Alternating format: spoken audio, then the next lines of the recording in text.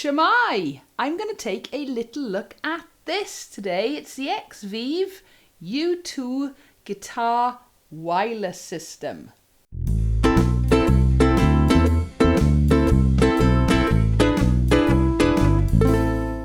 So if you haven't seen one of these before, basically it's two little gadgets. One of them you plug into your instrument and the other one you plug into your amp or PA system, and it gets rid of the need for cables. Now I have been sent this by Xvive as a review product.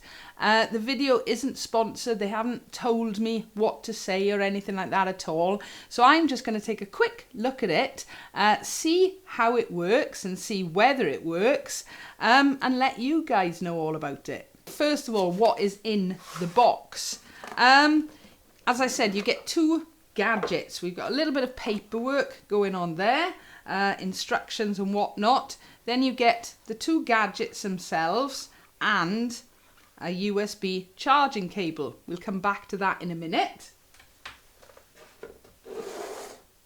So, what on earth are these? As you can see, if I pull them like that, all right, you've got two jack leads, and then the actual, which way around are they? That's the receiver, so you would plug that one into your amp, and that's the transmitter, and you would plug that one into your instrument. And I'll just bring them in a little bit closer, making sure I've got them the right way round.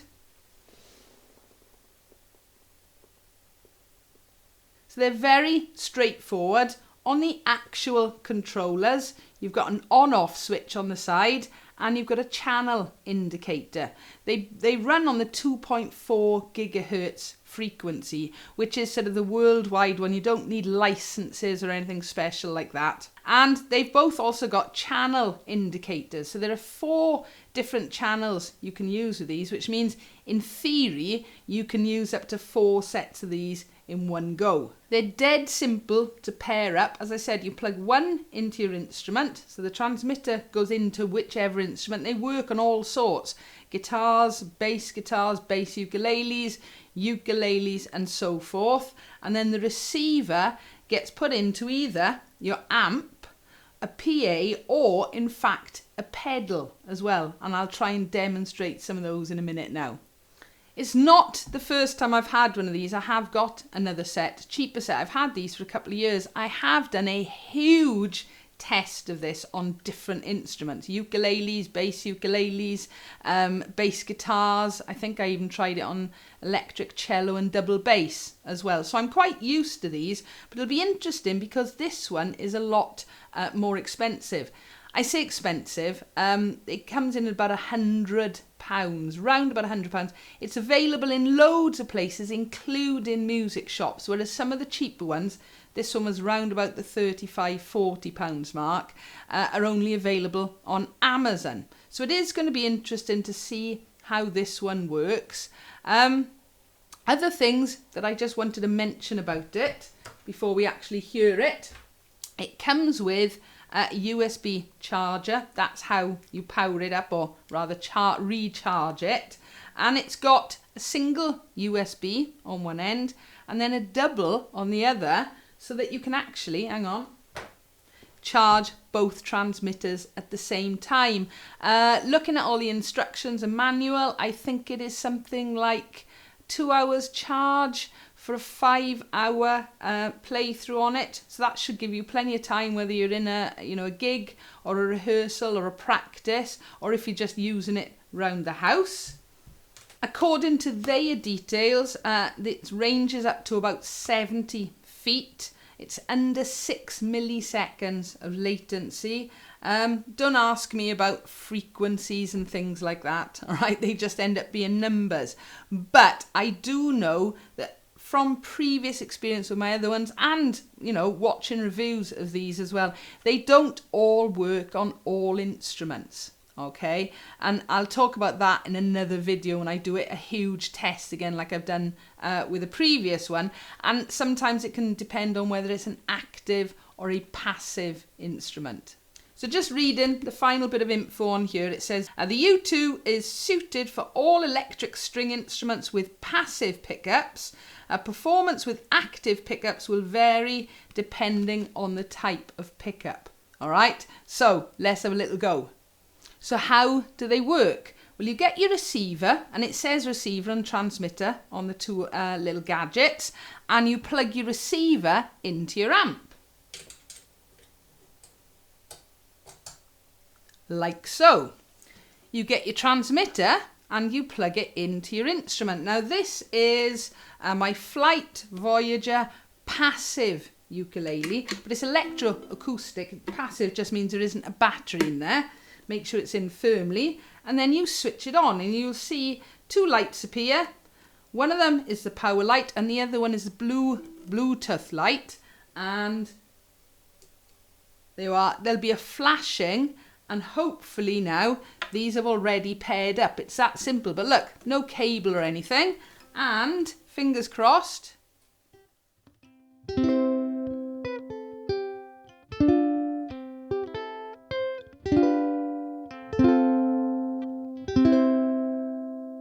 Okay, now what is the use of them? Well, it makes life a little bit easier. You're not tripping over cables. It means you can move further away from your sound source or your amp and things as well.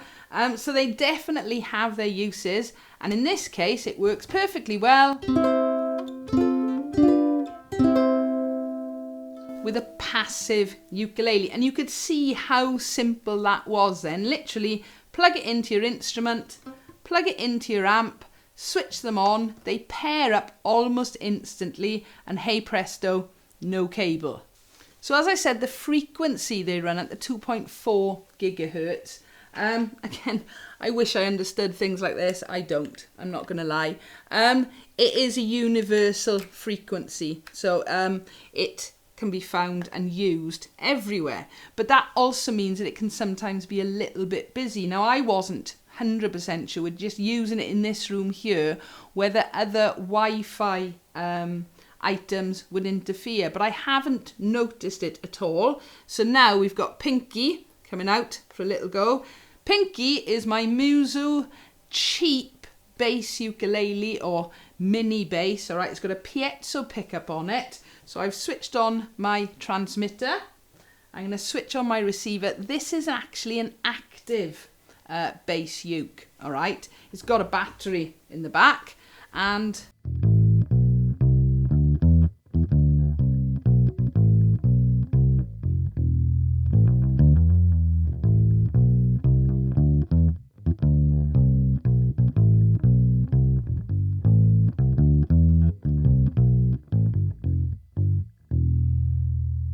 so it works brilliantly with this, with an active bass. It's a little bit hit and miss. You've got to experiment to see which instruments these wireless systems work with and which ones they don't. But I'm very, very glad it works with this bass because I love playing it.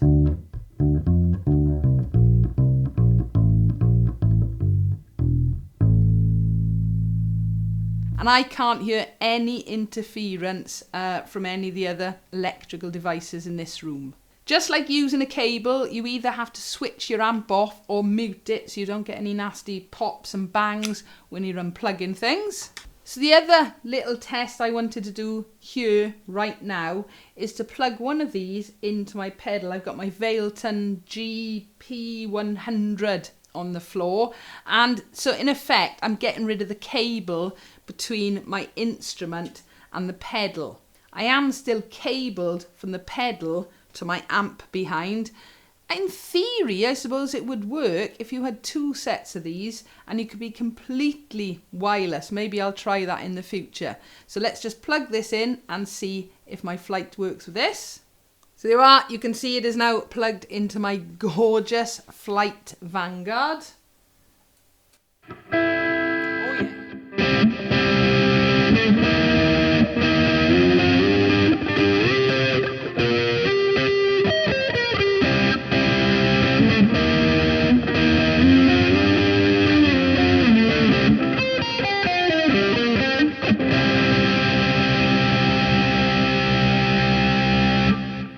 So obviously we got quite a few effects going on there. Let's just see if I can get a cleaner or a less distorted effect to try it on.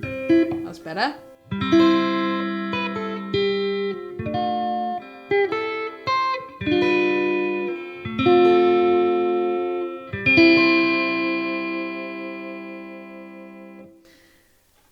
I wanted to try a less distorted effect then, just to see if there was any real interference coming through it. So all I'm going to do for a minute, I can't hear any horrible buzzing or interference, so that's good. So it's all well and good me testing it in this small room. Everything works great. But I wanted to test it a little bit more. So I actually took it in to work this week and I tried it in my classroom, which is quite a large room because it's actually the stage area of the school. All right, so let's take a little look at that now. This is actually the stage area in school. It's my classroom. I'm just going to have a quick wander around. I'm leaving the camera quite close to where the amp was, just to see if it'll reach around the room.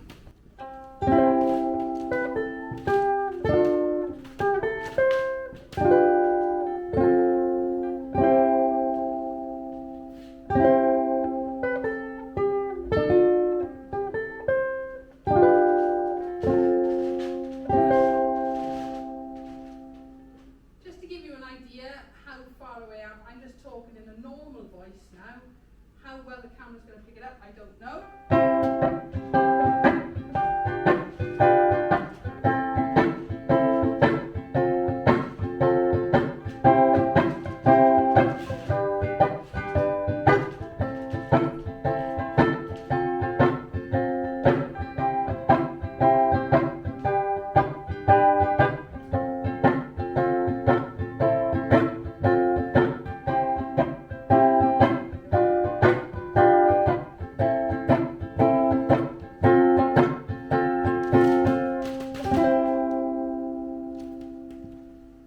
So there we go, transmitter, and in this case the receiver is actually going into a PA, okay? That's not just a normal amp.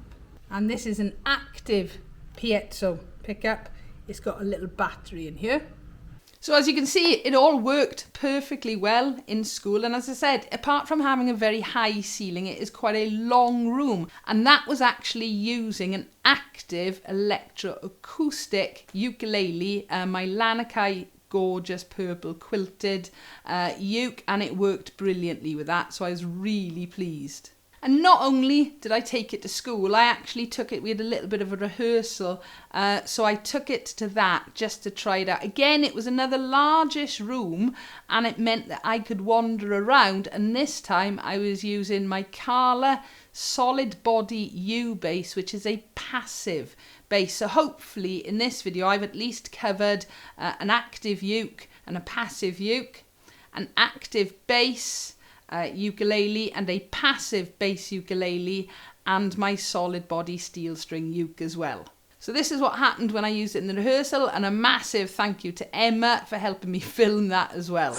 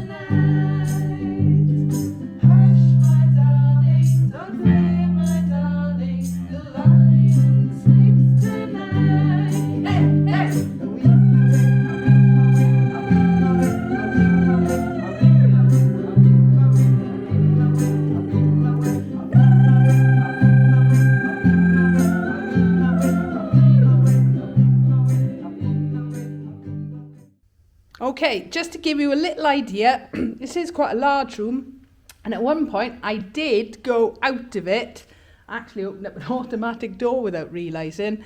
I think it cut out a little bit, but not much. So there we go. In a large room, it works.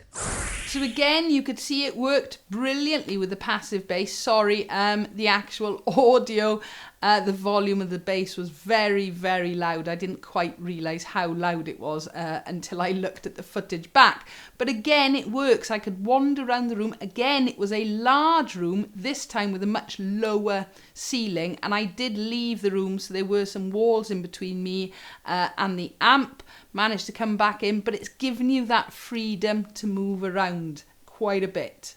So there we go. That is the Xvive U2 guitar wireless system. Thank you, Xvive, for contacting me and asking me if I'd like to review one of these. I have a great fun with it, and I will be using this a lot, whether it's in school, whether it's on stage, in gigs or rehearsals, whether it's not, it's just me in the house as well. They are a really useful tool, but I will put it through its paces at some point and try it with loads and loads of different instruments.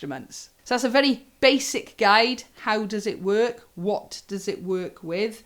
I do hope you've enjoyed this video, or at least found it useful. I have got a Patreon page if you'd like to support the channel. And as always, if you've got any comments or questions, please feel free, leave them below. Give us a like if you've enjoyed, and don't forget to subscribe so you don't miss out on new videos. Thank you for watching.